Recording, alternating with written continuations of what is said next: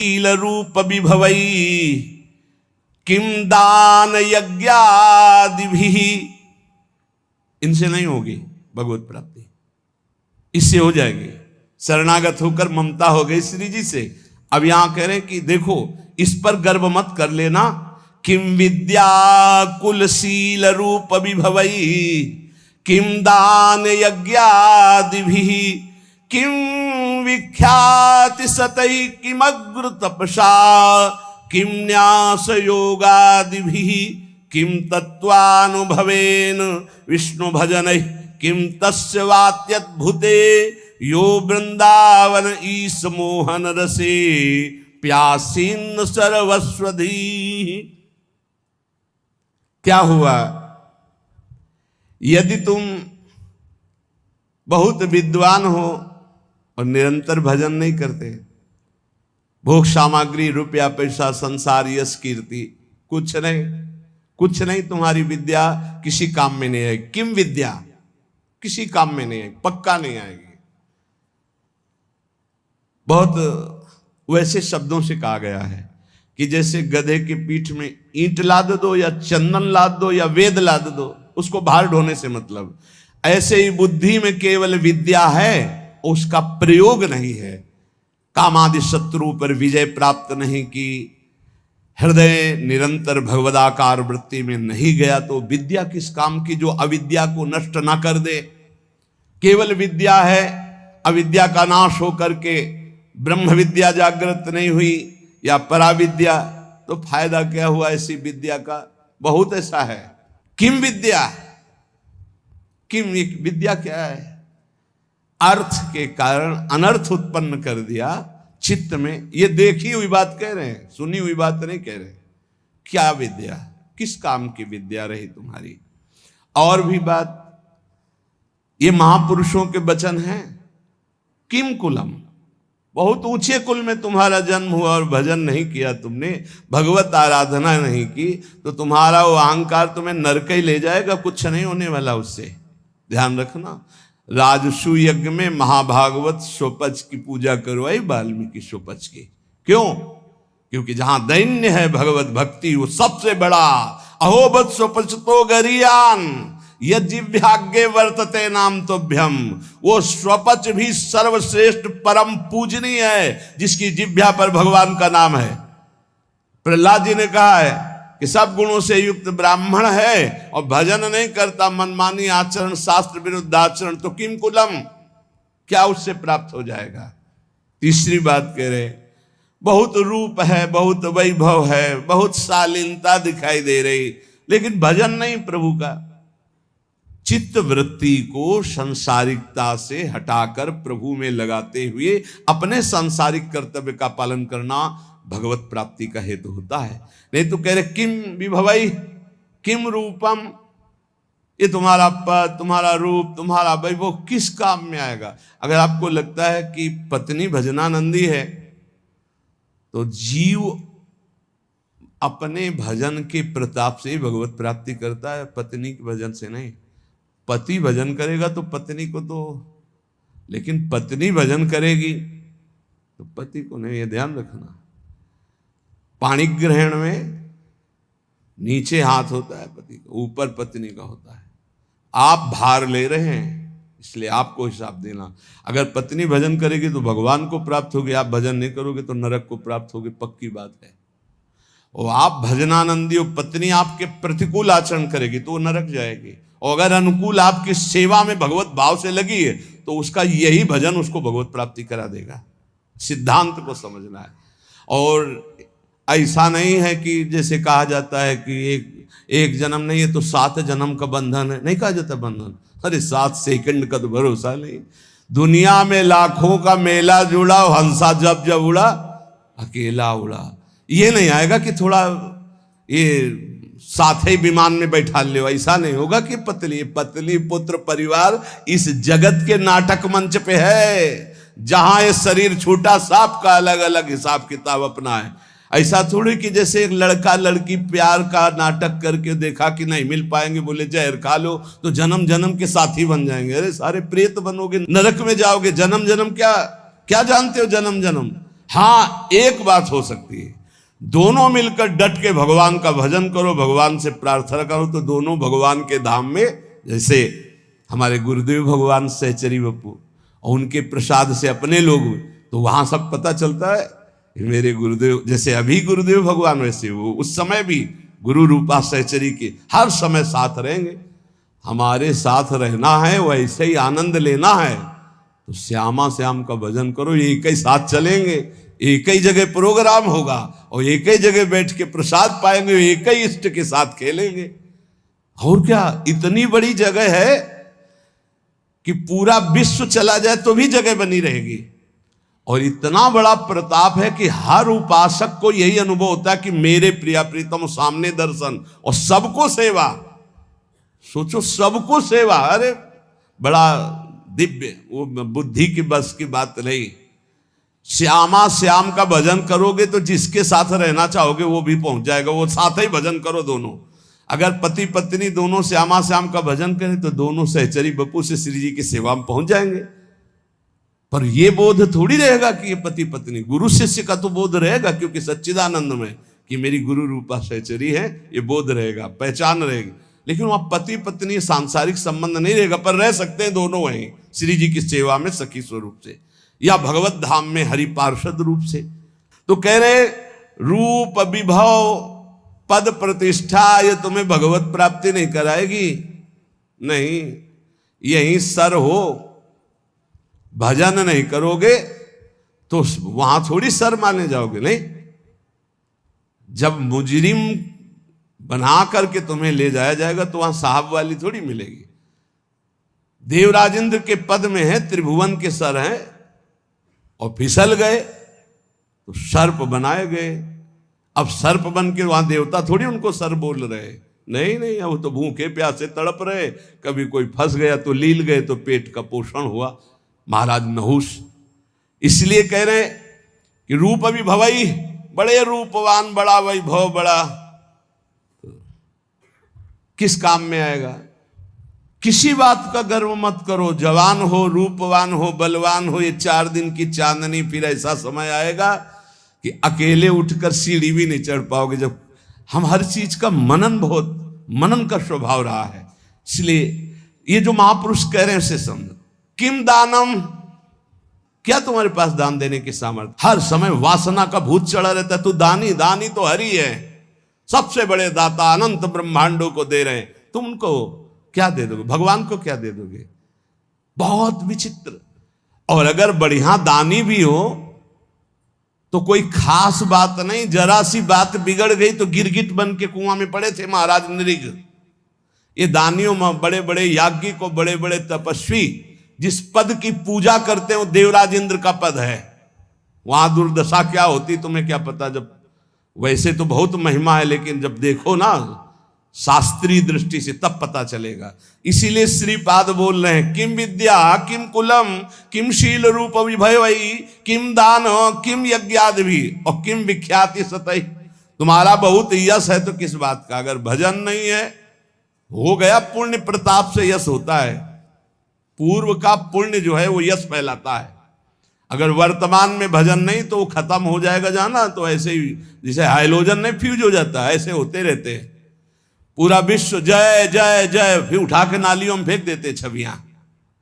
अगर वर्तमान में भजन नहीं, वर्तमान में भगवत आराधना नहीं, तो पूर्व का जो तप और पुण्य संचय उससे वाह वाह होगी। और इसके बाद फिर चारों खाने चित्त, ये माया है, बर्दाश्त किसी की नहीं करेगी। और अगर भजन वर्तमान में हो रहा है, नाम जब वर्तमान शब्द पर ध्यान दीजिए, वर्तमान में तुम्हारा चरित्र पवित्र है, तुम्हारा नाम जप हो रहा है, तो बिस्तरे सब जग विमल कीरति साधु संगति ना टरे, बास वृंदा विपिन पावे, श्री राधिका जो कृपा करें, जय जय श्री हरिवंश नाम गुण गाई है उसकी स्थिति। किमुग्र तपस्या, बहुत बड़े तपस्या कर लिया तो क्या हुआ? अगर भगवान की शरणागति नहीं, भजन नहीं, तो देखो ना अम्बरीश जी महाराज बड़े महान भजनानंदी महाभागवत, और उनको मिटाने के लिए चले थे महान तपस्वी दुर्वासा जी, तो क्या गति हुई, त्रिभुवन में भागे घूमे। तो कह रहे अगर विशुद्ध भक्ति नहीं तो किम उग्र तपस्या, बहुत बड़ी उग्र तपस्या है तो उससे क्या हुआ? एक तपस्वी को बहुत अभिमान हो गया कि मेरी तपस्या तो ऐसी है कि मैं पूरे विश्व को खरीद सकता हूं। तपस्या की थी। अब वो जिस महात्मा से देखो उसी से अकड़ दिखा रहे थे। तो जिस जंगल में रहते थे उस जंगल के सरोवर को सुखा दिया भगवान ने, और वर्षा हुई नहीं। अब वो प्यास से व्याकुल हो गए। अब भगवान एक साधारण पुरुष का स्वरूप रख के घड़ा एक रखकर ठंडा जल दूर से दिखाई दे रहा था, नजदीक से निकल। महात्मा ने कहा पानी पिला दो। बोले कुछ देव तब पानी पिला दें, ऐसे क्या? बोले आधी तपस्या दी। जब पी चुके पूरा जल पी गए, वो घड़े का 2-3 लीटर जो था, आहा। बोले आधी तो ले ली, अब एक घड़ा जल और बताओ, दूसरी ले लो। जब बताना हम लेके आ जाएंगे। तुम तो कह रहे थे पूरी सृष्टि को खरीद लेंगे अपनी तपस्या से, और 2 घड़े जले में बिक गए तुम्हारी सारी तपस्या। क्या रहा तुम्हारे? तुमको क्या अहंकार नहीं? ये वायु, ये अग्नि, ये जल, ये पृथ्वी, ये तुम्हारा पोषण कर रही। अहंकार मत करो, उसी से तुम्हारा शरीर बना है, उसी से तुम तप कर रहे हो। तो भगवान की जय जयकार करो, अहंकार करने की जरूरत नहीं। तुम्हारा जितना तप है 2 घड़े जल में बिक गया। एक बड़े तपस्वी थे और एक शांत चित्त भजनानंदी महात्मा, तो गंगा पार कर रहे थे नाव में बैठकर शांत चित्त। अब उनके साथ बहुत से शिष्य थे जो उनके सेवा परिचर्या में थे। ये बात देखकर एक तपस्वी महात्मा अपमान करने के लिए खड़ाऊ पहनकर गंगा जी में ऐसे साथ साथ चलने लगे। तो जो अज्ञानी जन थे हो गए, वाह भाई महात्मा हो तो ऐसा, क्या महात्मा खड़ाऊ पहनकर गंगा जल से निकल रहा है। जब पार गए तो उन महात्मा जी बिल्कुल उदास, जो नाव में बैठे थे, गए उन महात्मा से कहा, ए महात्मा क्या है, भीड़ बटोरे घूम रहे हो, कोई तप है तुम्हारे अंदर? कुछ नहीं बोले हो। तपस्वी होकर के नाव में बैठ करके आ रहे हो, कुछ नहीं बोले। नाविक से बात की उन महात्मा, भैया प्रति सवारी कै रुपया होता है? बोले 2 रुपया। हम अपने शिष्यों से कहा सब गिन करके मेरा भी 2 रुपया दे दो। 2 रुपया दिया। जब सब चले गए तो उन महात्मा से कहा, रुको महात्मा, जिन गंगा जी को भगवान शंकर ने सम्मान के लिए अपने मस्तक पर रखा, उन गंगा पर पादुका से चलकर अपने तप के प्रभाव से सारे तप को नष्ट कर लिया। जो तूने सारे जीवन का तप नष्ट करके पार किया, वो 2 रुपये में पार कर लिया। वो 2 रुपये में पार। ये अगर तपस्या का अहंकार हो जाए तो 2 कौड़ी की तपस्या हो जाती। श्रीपाद कह रहे हैं कि मुग्र तपसा और न्यास योगादि भी। और एक बात कह रहे, क्या हुआ तत्व ज्ञान? तत्व बोध होना अलग बात है, क्या हुआ तत्व ज्ञान हुए। यदि भगवान से आपका चित्त नहीं जुड़ा तो तत्व ज्ञान बघार लो, केवल उससे कोई आत्मानंद की अनुभूति थोड़ी हो जाएगी। तत्व ज्ञान होना अलग बात है, तत्व बोध होना अलग बात है। तत्व ज्ञान की चर्चा कर लेना अलग बात है, तत्व बोध होना अलग बात है। फिर आगे कह रहे, ये बड़ा सूक्ष्म विषय है। अगर आप किसी लोकांतर की चाह के लिए भजन करते हैं, वो भी महत्वपूर्ण नहीं है। महत्वपूर्ण है प्रेम प्राप्ति के लिए। हमें प्रभु से प्रेम। सच्चे भजनानंदी का स्वरूप क्या होता है? हमारा भजन कभी छूटे ना, और इसका फल ये हो कि जिनका हम भजन करते हैं उनकी स्मृति में हम तड़पे रोएं। ये खास बात। इसीलिए यहां कह दिया किम विष्णु भजनाई, क्या किसी लोकांतर के सुख की चाह करके भजन करना। यदि आपको वृंदावन ईश मोहन रसे प्यास सीन सर्वस्वधी है, यदि आपकी बुद्धि वृंदावन के ईश श्यामा श्याम के प्रेम में मत वाली नहीं हुई तो कुछ प्राप्त नहीं हुआ। जीवन का सार भगवत प्रेम, क्योंकि प्रेमी महापुरुष है। भगवत प्रेम, तत्वबोध भी आत्म प्रेम है, उसमें मुझे कोई संशय नहीं। तत्व ज्ञान और तत्व बोध होना बड़ा अंतर है। जैसे हलवा बनाने का ज्ञान हो जाना और हलवा बना करके खा लेना, इतना अंतर है। तत्व ज्ञान हलवा बनाने का ज्ञान हो जाना, और तत्वबोध हलवा बनाकर खाकर उसका स्वाद ले लिया, वो तत्वबोध। श्री भर्तृहरि जी महाराज कहते हैं कि मुझे लगा था कि मैं बहुत ज्ञानी हूं, संतों के वचन बहुत अमृतमय होते हैं। कह रहे हैं कि यदा किंचित ज्ञोहम द्विपयु मदांधा समभवम, मुझे लग रहा था कि मैं चक्रवर्ती सम्राट हूं, मैं बहुत पुण्यवान हूं, मैं बहुत महात्मा हूं, मैं बहुत ज्ञानी हूं। तदा सर्वज्ञोस्मीत्य भवदव लिप्तम मम मनहा यदा किंचित किंचित बुधजन सकाशाद वगतम तदा मूर्खोस्मीति जो इव मदी मदो में व्यपगता। आज मुझे पता चला कि मैं मूर्ख हूं। मुझे लग रहा था मैं ज्ञानी हूं, मैं चक्रवर्ती सम्राट हूं, मैं मदोन्मत्त हो रहा था, लेकिन जब मुझे इस संसार का रहस्य पता चला तो लगा मैं मूर्ख हूं। सुना चुके हैं भर्तृहरि जी का यहां जो परिवर्तन हुआ उनके जीवन का। भर्तृहरि जी के मन में एक बात थी कि संसार का सबसे बड़ा सुख क्या है, बोले काम सुख। अंदर देखा, बहुत विवेकवान थे, उन्होंने अपने अंतःकरण को देखा कि संसार का सबसे बड़े मांग सुख क्या है, काम सुख पाया। और वो अपने अंदर पाया कि मेरे अंदर भी काम सुख है। तो चक्रवर्ती सम्राट, इनके मन में आया कि फिर हम ऐसा काम सुख पूर्ण क्यों न कर ले जिससे हमारे मन की इच्छा शांत हो जाए। तो उन्होंने, चक्रवर्ती का मतलब होता है कि बहुत से राजाओं के ऊपर जो बादशाह, उन्होंने पूरे अपने देश में सब सुंदरियां आवे और मैं उनमें से देखकर उनका वर्ण करूंगा। तो विश्व की सुंदरियां सब एकत्रित हुई, उनके माता पिता सब लाए, क्योंकि महाराज भर्तृहरि जी वर्ण करेंगे पत्नी रूप में। सबको देखा, एक पिंगला नाम की सर्वांग सुंदरी भर्तृहरि जी की वहां जम गई और कहा कि आप मुझे अपने पति रूप में स्वीकार करेंगे। तो उसने कहा हमारा अहोभाग्य, बहुत भागवतिक रीति से जो शास्त्रीय पद्धति है पाणिक ग्रहण संस्कार हुआ। अब ये तो जो भागवतिक पुरुष होते हैं उनके स्वभाव में कुछ अलगाव होता है संसारिक पुरुषों से। वो जिस पे लगेंगे एकदम तन्मय होके लगेंगे, जिस पे लगेंगे। अगर वो भोग में भी लग गए तो उनके जैसा कोई नहीं होगा। आसक्त पुरुष मतलब ऐसा कोई विषयी पुरुष नहीं होगा, स्वभाव होता है। रूप में आसक्त हो गए तो ऐसे आसक्त हो गए, ऐसा कोई संसार में नहीं होगा। भोग में आसक्त हो गए तो ऐसा कोई दूसरा नहीं होगा, और विरक्त हो गए तो ऐसा कोई दूसरा विरक्त, मतलब उनका एक स्वभाव होता है। जैसे पत्नी में आसक्त हैं तो छाता लेकर बाजार वो स्वयं नहीं जा सकते क्योंकि अदर्शन हो जाएगा। तो पत्नी चल रही सीधे में, वो चल रहे उल्टा में, संसार हंसे तो हंसा करे हर समय पत्नी के मुख में, दृष्टि पत्नी के मुख में।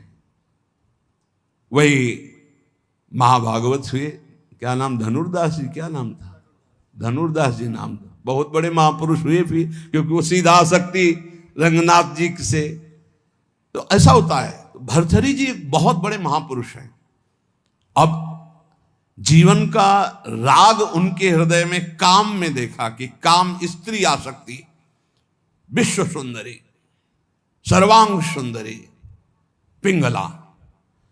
उन्होंने ऐलान कर दिया राजकाज विक्रमादित्य देखेंगे, मैं इस बात का अनुभव करूंगा कि क्या सुख इसमें है।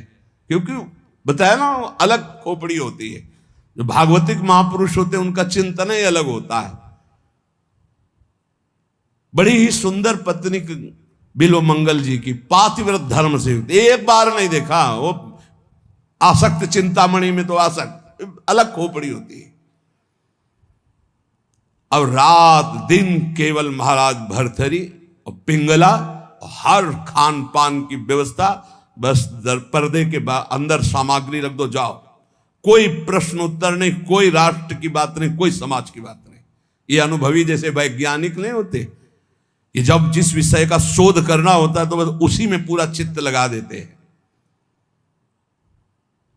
समय कट रहा था और मन की चाल होती नवम नवम नवम। मन कभी एक में रमण करने के लिए बहुत काल तक राजी नहीं होगा, उसकी चाल होती नवम नवम भोग।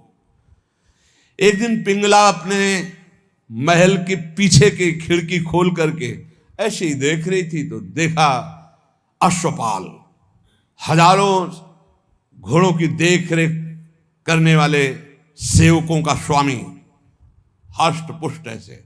अचानक दृष्टि उसकी पड़ी तो उसने से नमन किया, क्योंकि महारानी देखते ही आसक्त हो गई पिंगला। अब विचार कीजिए, चक्रवर्ती सम्राट महाराज भर्तरी से भला वो अश्वपाल किस योग्य, चित्त पूरा आसक्त। अब मिलन शुरू हो गया और राज काज विक्रमादित्य को दे दिया था। विक्रमादित्य बहुत प्रवीण थे। उन्होंने कहा कि शास्त्र प्रमाणित किसी का भी मन कभी भी कहीं भी विचलित हो सकता है, इसलिए मेरे भाई इस समय शुद्ध में नहीं है, इसलिए गुप्तचर रूप से दास दासियां हर समय तैनात कि कहीं हमारे महाराज को किसी भी तरह की हानि ना हो जाए। सूचना मिली कि हानि प्रारंभ हो चुकी है। एक अश्वपाल एकांत में महारानी से मिलता है। महाराज दिन में शयन करते हैं, उस समय वो मिलती है। पूरी बात पक्की जब देख ली तब भर्तरी जी को सूचना दी कि महाराज विक्रमादित्य आपसे मिलना चाहते हैं। बहुत प्रवीण थी पिंगला, तुरंत समझ गई। हमें लगता है हमारी बात उन तक पहुंच गई। तो उनका महाराज, मैं आपके भाई की एक बात कहना चाहती हूं कि उनकी दृष्टि हमारे ऊपर बहुत गलत है। तो उनका महल से तो निकलती नहीं, गलत कैसे हो गई? तो उनका खिड़की पे खड़ी थी, वो घोड़ों की देख रेख करने वाले अश्वपाल के पास गए थे, वहां से मुझे देखा तो फिर मुझे बुलाया, मैं उनसे गई, उनके पास गई। उनका इरादा ठीक नहीं था, इसलिए हमने कुछ कड़वे वचन कहे, क्षमा करें आपके भाई हैं लेकिन उनकी आदत बहुत खराब है। तो उनका ऐसा विक्रमादित्य कर सकता है? जान न जाए, ये भगवान की माया विचित्र है। विक्रमादित्य है, बोले भ्राताश्री आपके साथ छल हो रहा है। बोले हाँ मुझे पता है छल हो रहा है, तुम्हारे जैसा नीच भाई होगा तो छल क्यों? यही बताने आए हो ना कि पिंगला आचरणहीन है। भाई आपको पता है? बोले पता है हमें कि तू आचरणहीन है। मेरा आदेश है कि ऐसे भाई को नगर से निष्कासित कर दिया जाए, कभी हमारे नगर में मुंह मत दिखाना। इतने आसक्त थे पिंगला पे भर्तरी जी महाराज। विक्रमादित्य कुछ बोल ही नहीं पाए कि ये क्या। बड़े बड़े जो मंत्री थे उन्होंने बोलने की हिम्मत नहीं रह गई कि जब भाई के प्रति ऐसा, इनका तो कोई नहीं बोल पाया और निकाल दिए गए। पर मंत्रियों ने उनको सुरक्षित रखा। एक दिन जब असलियत का पता चलेगा तब ये रोएंगे, उसी समय मैं आपको सामने पेश करूंगा। अब भगवान कोई ऐसा ना सोचे कि पाप कर्म दबा रहेगा, वो ऊपर उठता है, अपना प्रभाव दिखाता है। एक नगर का ब्राह्मण गरीब तपस्या कर रहा था महाराज देवराज इंद्र की मंत्र से, उनकी इस बात के लिए कि मुझे धन मिले, मैं गरीब हूं, जिससे हमारा परिवार सुखी हो जाए। बहुत तप किया तो देवराज इंद्र प्रकट हुए, कहा ये अमर फल लीजिए, और अंतर ध्यान हो गए। वो बात करे करते रहे, अंतर ध्यान। तो उनका अमर फल लेके क्या करूं, वैसे दरिद्र गरीब ब्राह्मण अमर होकर के क्या करूंगा। तब विचार आया कि अगर ये अमल फल महाराज भर्तरी को पवा दे तो धर्मात्मा वीर राजा वो अमर रहेगा, हमारे देश की सुरक्षा होगी और मुझे धन मिल जाएगा। ये अच्छा लगा। वो गए, महाराज की जय जयकार। पहले राजाओं के दरबार में या महल में ब्राह्मणों के लिए, ऋषियों के लिए, महात्माओं के लिए निषेध नहीं था, उनके लिए नहीं था कि हम आज्ञा लेकर आए। अंदर प्रवेश किए, नजदीक दासी ने कहा कि कोई विप्र देवता पधारे। उठकर प्रणाम किया, कैसे आगमन हुआ, आज्ञा कीजिए। उनका प्रभु मुझे ये तपस्या के द्वारा अमर फल मिला है और ये मैं आपको पवाना चाहता हूँ, इसके बदले में धन चाहता हूँ। आदेश कर दिया जितना इनको धन चाहिए दे दिया जाए। अमर फल लिया और विचार किया मैं खा के क्या करूंगा अमर होके, क्योंकि मेरी आसक्ति तो पिंगला पे है। पिंगला से कहा तुम अमर फल खा लो, जब तक मैं जीवित रहूंगा तब तक तुम्हें देखता रहूंगा। पिंगला ने कहा ऐसे थोड़ी अमर फल खाया जाता है, स्नान करके मंत्रानुष्ठान करके लाओ हमें। तो उनका नहीं, पालो मेरे सामने। बोले तो इतना विश्वास नहीं है। अब बस प्यार में तो दम होती है, नहीं विश्वास पक्का है तो फिर आप निश्चिंत रहिए। पिंगला ने सोचा मैं क्या करूंगी खा के, मेरा दोस्त अगर पालेगा अश्वपाल वो बढ़िया। एकांत में मिली अश्वपाल को, क्योंकि कांटा विक्रमादित्य थे, वो तो नगर निष्कासित हो गया, बिल्कुल स्वतंत्रता थी। महाराज इस रास्ते से बेशुद्ध थे।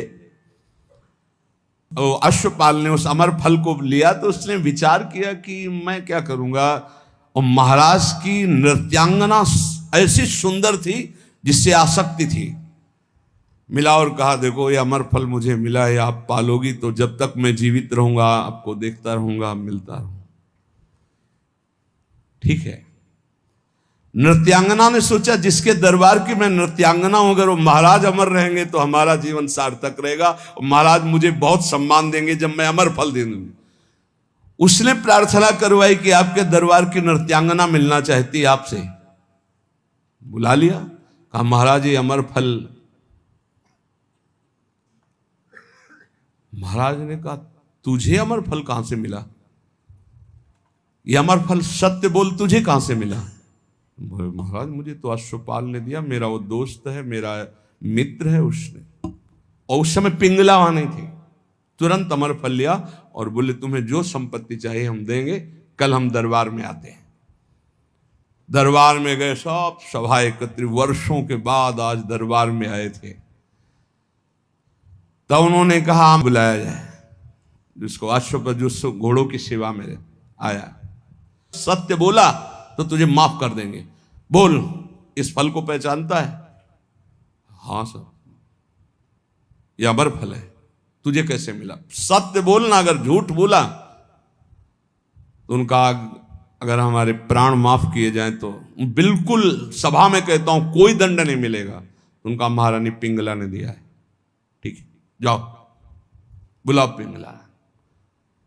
अब वो तो सज धज के आ रही थी कि आज दरबार में पार्श्व में विराजमान होंगी सिंहासन। गए कटघरे में खड़ी हो करो ऐसा, और तलवार निकाला और कहा देखो मेरे देश के विप्र ने तपस्या की थी, अमर फल दिया था, इनको पवाया था, ये अमर है और मैं काटूंगा, ये मरेगी नहीं। ये अरे महाराज क्यों, क्या तुझे अमर फल पर विश्वास नहीं? सर झुका दे, कहां है वो अमर फल? सत्य बोल तो तुझे माफ करो। बोले अश्वपाल को दिया था। क्या मेरे से श्रेष्ठ है अश्वपाल? मैं चक्रवर्ती सम्राट भर्तरी तेरे योग्य नहीं रहा? धिक्कार है ऐसी बात। तभी कह रहे यदा किंचित व्योहम द्विपयु मदांधा संभवम। मैं मदांध हो गया था, अपने को ज्ञानी समझता था, अपने को बलवान समझता था, अपने को राजा समझता। उसी समय भर्तरी जिनका धिक्कार है। मैं चक्रवर्ती सम्राट, मुझसे पिंगला तृप्त नहीं, पिंगला से अश्वपाल तृप्त नहीं, अश्वपाल वैश्या से प्रेम करता। धिक्कार है, कहां प्यार है, कहां अपनापन है। और मुकुट उतार के रखा और कहा कि आज अगर विक्रमादित्य होते तो मुझे यह चिंता नहीं होती कि मेरे राज्य का क्या होगा। तब मंत्रियों ने कहा आप महाराज निश्चिंत रहें, व्यवस्था पूरी, विक्रमादित्य सुरक्षित है। तो उनको यहां विराजमान करो, मैं एक क्षण भी ऐसे प्रपंच में नहीं टिकूंगा। महावैराग्यवान होकर भर्तरी जी के श्लोक बैरागियों के अमृत है। वो कह रहे हैं कि मैं बिल्कुल अज्ञानी था, मदोन्मत्त मदांध था। उस समय मेरा मन यही सोच रहा था कि मुझे बहुत ज्ञान है, मैं बहुत प्रवीण हूं। लेकिन आज जब भगवान शंकर की कृपा से ज्ञान हुआ तब मुझे लग रहा है कि मैं घोर अज्ञानी, घोर विषयी मदांध था। मेरा अहंकार दूर हो गया कि मुझे ज्ञान था, आज असली ज्ञान हुआ मुझे। भर्तरी जी कह रहे एषाम न विद्या न तपो न दानम ज्ञानम न शीलम न गुणो न धर्मा ते मर्तुलोके भुवि भार भूता मनुष्य रूपेण मृगाश्चरन्ति। जिनमें न भागवतिक विद्या है, न भगवत तत्व का ज्ञान है, न शील है, न गुण है, न भागवतिक धर्म है, तो मृत्यु लोक में पृथ्वी में भार बने हुए मनुष्य रूप में वो पशु हैं साक्षात। न भजन है, न धर्म है, न राष्ट्र सेवा, न भगवत सेवा, न समाज सेवा, बोले पशु हैं साक्षात। मनुष्य रूपेण मृगाश्चरन्ति, रूप तो मनुष्य का है लेकिन पशु है, राक्षसी भाव है। जाड्यम धियो हरति सिंचति वाच सत्यम, मानोन्नतिम दिशति पापमपा करोति, चेतः प्रसादयति दिक्षु तनोति कीर्तिम, सत्संगति कथय किम न करोति पुंसाम। यदि संत पुरुषों का संग मिल जाए तो किसका नहीं उपकार हो जाएगा, अर्थात किसका नहीं मंगल हो जाएगा, अर्थात सबका हो जाएगा। क्योंकि संत पुरुषों के संग से बुद्धि की मूर्खता का अपहरण होता है, जड़ता का अपहरण होता है। सत्संग से वाणी में सत्य का संचार होता है। सत्संग से सबको सम्मान देना आता है। सत्संग पाप को दूर करता है। सत्संग चित्त को आह्लादित करता है, क्योंकि चित्त से वो प्रभु का चिंतन करता है और समस्त दिशाओं में कीर्ति फैल जाती है सत्संगी महापुरुष की। इसलिए धन्य है जिसको सत्संग प्राप्त हो गया। भोगा न भुक्ता वयमेव भुक्तास, तपो न तप्तम वयमेव तप्ताः, कालो न यातो वयमेव यातास, तृष्णा न जीर्णा वयमेव जीर्णा। हमने भोगों को नहीं भोगा, भोगों ने हमको भोग लिया, किसी काम का नहीं रखा। तप नहीं किया, तप्त होते रहे, जलते रहे। काल व्यतीत नहीं हुआ, हमारा जीवन व्यतीत हो गया। तृष्णा नहीं मरी, हम जीर्ण हो गए, वही भोग वासना। इसलिए भक्तिर्भवे मरण जन्म भयम हृदिस्थम, स्नेहो न बंधुस न मन्मथला विकारा, संसर्ग दोष रहिता विजना वनांता, वैराग्य मस्तिकिमतः परमर्थ नियम। सबके आदि कारण भगवान का भजन करो, मान लो मेरी बात, वही तुम्हारे हृदय से जन्म मृत्यु का चक्र मिटा देंगे। यहां कोई तुमसे प्यार नहीं करता, भर्तृहरि जी कह रहे, उनका अनुभव। ना कोई तुम्हारा यहाँ भाई है, न बंधु है, न कुटुंबी है, न पत्नी है, न पुत्र है। केवल माया ममता का विकार रचकर तुम्हें भगवत प्राप्ति से विमुख करने का नाटक कर रही है। हृदय में एक काम विकार का अभाव कर दो, कुछ नहीं है इसमें, केवल माया नाटक के द्वारा समय नष्ट कर रही है। कामिनी के कमनी कलेवर को देखकर जिसका मन आसक्त हो गया वो क्या करेगा। ये संसारिक लोग केवल शरीर संसर्ग जनित सुख में ही अपने जीवन को नष्ट कर देते हैं, वो परमात्म सुख को नहीं जानते। ये शरीर कोई अपना थोड़ी है, इसमें कोई सुख है।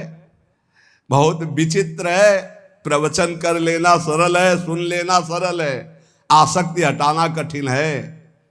शरीर अविद्या है, केवल अविद्या। ये जो आप देख रहे हो, अविद्या का भोग ही एक लक्ष्य बना हुआ शरीरधारियों में। परम विद्या भगवान के आनंद की हमारे अंदर मांग है, इसलिए हर भोग के बाद हमें घृणा हो जाती कि यार शायद इसमें सुख नहीं, शायद इसमें सुख हो, इसमें सुख नहीं। पूरा जन्म जन्मांतर व्यतीत होते गए, आज तक नहीं वो मिला सुख, क्योंकि हमारे अंदर जो मांग है वो परमात्म सुख है। परमात्म सुख प्राप्त करने के लिए मानव जन्म मिला है। इसीलिए श्री भर्तृहरि जी कह रहे हैं, अगर सुख है तो राग रहित होकर वैराग्य में सुख है। जब तक शरीर स्वस्थ है तब तक भगवत प्राप्ति का उपाय कर लो, नहीं धोखा हो जाएगा। यावत् स्वस्थमिदं कलेवर गृहम, यावच्च दूरे जरा, यावच्चेन्द्रिय शक्तिर प्रतिहता, यावच्छयो नायुषः, आत्मश्रेयसि तावदेव विदुषा कार्यः प्रयत्नो महान्, प्रोद्दीप्ते भवने च कूप खननम प्रत्युद्यमः कीदृशः। भर्तृहरि जी महाराज कह रहे, जब तक तुम्हारा शरीर जवान है, स्वस्थ है, आप भजन कर लो। बुढ़ापा में भजन नहीं कर पाओगे, बुढ़ापे में भजन नहीं होता, प्रपंच होता है। प्रपंच जीवन भर प्रपंच किया तो बुढ़ापे में प्रपंच ही। बूढ़े तोता को कुछ नई चीज नहीं सिखा सकते। एक लाया गया था तोता, तो जैसे को राधा, तो राधा नहीं बोलेगा, उसको जो सिखाया गया था वो बूढ़ा तोता उतना ही बोलता था बस। जैसे मिट्ठू तो कहेगा मिट्ठू, राधा नहीं बोलेगा, क्योंकि सिखाया नहीं गया ना। ये प्रपंच सीखे हुए हैं मन बुद्धि पूरे जीवन, अब उनको बुढ़ापा में कहो राधा, तो बुढ़ापा में राधा थोड़ी बोलेंगे। देख लो जब बूढ़े बैठे हो, देखना ये बात अच्छे से समझ लियो। बूढ़ा तो होता राम राम नहीं रटता, राधा राधा नहीं रटता। तो कह रहे जब बुढ़ापा आ जाएगा तब भजन नहीं होगा, जवानी में भजन नहीं करोगे तो बुढ़ापा भजन नहीं होगा। सुन लो, जो जीवन में भजन किए बुढ़ापा में भी भजन करेंगे, जो जवानी में भजन नहीं किए बुढ़ापा में नहीं कर पाएंगे। पक्का समझ लो, पक्का नहीं कर पाएंगे। बातें चाहे जितनी बना ले, भजन की पद्धति जवानी में सीखी जाती है, बचपन से। ये बहुत बढ़िया कृपा हो गई, आप लोग सब नौजवान भजन में लगे हो। अगर इस समय अपनी निरंतर भजनाकार वृत्ति कर लो ना, तो जैसे आगे चल करके भजन करना थोड़ी पड़ता है, नहीं, वो चलता रहता है। बड़ा आनंद, क्षण क्षण रुदन करन, ऐसा आनंद प्रकट होता। मान लो जो आनंद की खोज कर रहे हो कहीं नहीं, सिर्फ भजन में मान लीजिए, प्रार्थना मान लीजिए, सब सुख आपको घेर लेंगे। क्योंकि माधव की चेरी माया है, और आप माधव का भजन करते हो तो माया आपकी सेवा में हो जाएगी, और माया की तरफ माधव को छोड़कर चलोगे फिर नहीं चल पाओगे। पक्का समझ लीजिए, अगर हरि को छोड़कर तुम माया को भजना शुरू कर दोगे तो कुछ छात नहीं लगेगा। हरि को पकड़ लोगे तो, पर हरि को कोई नहीं पकड़ना चाहता। पक्का बहुत बड़ी माया के प्रभाव, प्रलोभन प्रवृत्ति है, हरि को एक क्षण में छोड़ देगी। एक बार नारायण भगवान ने कहा लक्ष्मी जी से कि देखो प्रभाव तो हमारे ही जोर का है। तो लक्ष्मी जी ने कहा वैसे हम आपके ही प्रभाव से प्रभावित है, लेकिन दुनिया में हमारा ही प्रभाव है। बोले हमारा तो विश्वंभर नाम है, पूरे विश्व का भरण पोषण तो मैं करता हूं। विनोद हो रहा था लक्ष्मी नारायण जी का। तो लक्ष्मी जी ने कहा जहां चाहो तहां तुम अपना प्रभाव दिखा के देखो, फिर हम अपना प्रभाव दिखा के अगर आपको हटा न दे तो बताना। भगवान ने कहा हटा तो तुम नहीं सकती। तो लक्ष्मी जी ने कहा धक्का लगवा के हटा देगी। बोले चलो अब हम तय करते हैं। तो एक ध्यान में देखा, एक बहुत संतों की सेवा करने वाला भगत, उसके यहां सन्यासी बन के भगवान गए। देवी देखा, साष्टांग दंडवत किया, चरणामृत उतारा, तखत पे आसन लगाया, बैठारा। महाराज बस कुछ क्षण रुको, अभी भिक्षा बन रही थी। भिक्षा इतने खांसती हुई एक लकड़ी ली हुई बूढ़ी का रूप रख के लक्ष्मी जी गए। बच्चा कुछ भोजन मिलेगा? हाँ माता जी, स्वामी जी बैठे, अभी भोजन बन रहा है, बस स्वामी जी को पवाया आपको। भगवान नारायण मुस्कुराए, माता जी को जमीन में बैठाला गया, स्वामी जी तखत। मुस्कुराए ला भगवान की, देखा ना आदर तो हमारा ही हो रहा है। लक्ष्मी जी का चुप रहो भी थोड़ी देर। आए तो स्वामी जी अपन नारियल का खप्पर, लक्ष्मी जी ने कहा बच्चा हम बर्तन अपने पास रखती, झोली बड़े यहाँ रत्न जटित, सोने की थाल, सोने की कटोरियां, ऐसे चांदी। भगत ने सोचा मैया ऊपर ऐसे देखने में बूढ़ी बाढ़ी लगती है तो कितना कीमती सामान है, पर भाई हो सकता है बड़े घरों की हो, अपना ऐसे परोसा सब। अब स्वामी जी की तरफ तो दृष्टि, माता जी लाओ माता जी बर्तन धो के हम आपको दे दें। बोले नहीं बेटा, एक बार जिस बर्तन में पाते हम दोबारा उसमें पाते नहीं, और ये तुम ही रख लो। अरे बोले माता जी बड़ी कृपा, पर बोले बेटा आज रात रुक। और माता जी जिंदगी भर रुको, आपका घर है। पर बोले जहां सन्यासी रुकते हैं वहां में, ए स्वामी जी आप चलो। बोले नहीं बेटा रात तो रुक ले। बोले नहीं, देखो स्वामी जी मतलब समझ जाओ आप बस हो गई हमारी श्रद्धा। लक्ष्मी जी मुस्कुरा के प्रभु इशारे से और आगे बढ़े, इशारा कर देंगे तो धक्का मार के निकाल देगा आपको। तो बोले नारायण नारायण, अच्छा भाई चलते हैं हम। और जो ही गए सो लक्ष्मी जी गायब। भला नारायण के बिना लक्ष्मी जी का स्वयं का वाहन उल्लू है, उल्लू बना दिया उसको। ना वो बर्तन रह गए और ना वो बुढ़िया रह गई। समझ लो नारायण को भी धक्का लगवा दे ऐसी माया है। भर्तरी जी कह रहे जब तक शरीर स्वस्थ है, यावत स्वस्थ मिदम कलेवरम यावच्च दूरे जरा, तुम्हारा बुढ़ापा दूर है तभी तक तुम भजन कर लो। कहीं ऐसा ना हो कि आग लगने पर कुआं खोदना मूर्खता जैसे कही जाती है, ऐसे काल भगवान तुम्हारा सर्वस्व नाश कर दे और तुम भगवान का भजन नहीं कर पाए तो तुम्हारा जीवन व्यर्थ चला जाएगा। इसलिए सब ये सत्संग जो सुनाया जा रहा है उसका सार है, कोई तुम्हें प्यार नहीं करता, यहाँ कोई तुम्हारा नहीं, एकमात्र श्री भगवान का आश्रय लेकर सबकी सेवा करो। जो तुम्हें कर्तव्य कर्म मिला, तुम किसी के पति हो, किसी के पुत्र हो, किसी के परिवार के कोई सदस्य हो, अपने धर्म का पालन करो, सब में भगवत भाव करो, नाम जप करो, इसी से भगवत प्राप्ति हो जाएगी।